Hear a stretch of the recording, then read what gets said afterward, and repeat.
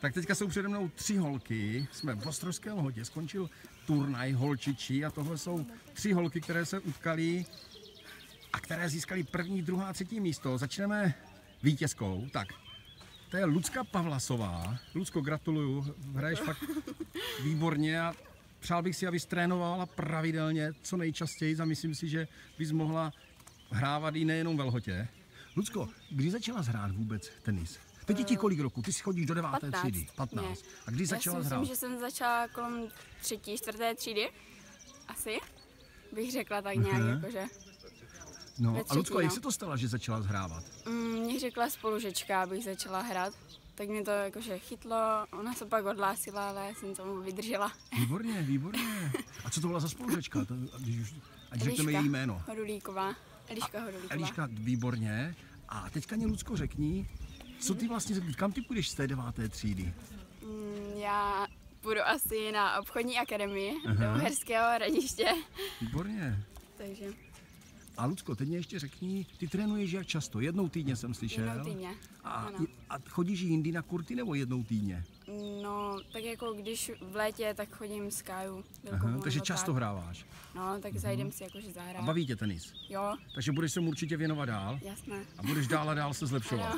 Výborně, tak. Gratuluju, 2. místo Anička Bartoníčková. Tak Áňo, ty chodíš do které třídy? Do 6. A kdy začala hrávat? To nevím. Asi nepamatuji. Ano, já musím říct přestávkama, že začala jako malá, pak se táta naštval, tak asi na 4 roky přestala a teďka zase začala. Tak Áňo, ty řekni o sobě teda, baví tě tenis? Ajajaj, to je taková těžká otázka. Jo, baví moc. Neděláš to kvůli mně? Ne. Baví tě? Výborně. A řekni, jak často trénuješ? 2krát týdně.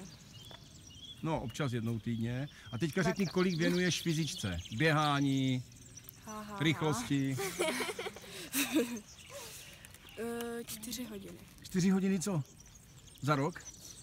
Za týden. Za týden, dobře, tak to já musím dodat, že teda to je spíš za rok, ale věříme, že to bude lepší, tak gratulujeme. Tak, Ičo, ty chodíš do které třídy? Ty jsi nejmladší. Do 4. Výborně, na 4. třídu, perfektní. A jak začala hrávat tenis? Já jsem začala hrávat, jsem trénovala jenom s taťkou prvně.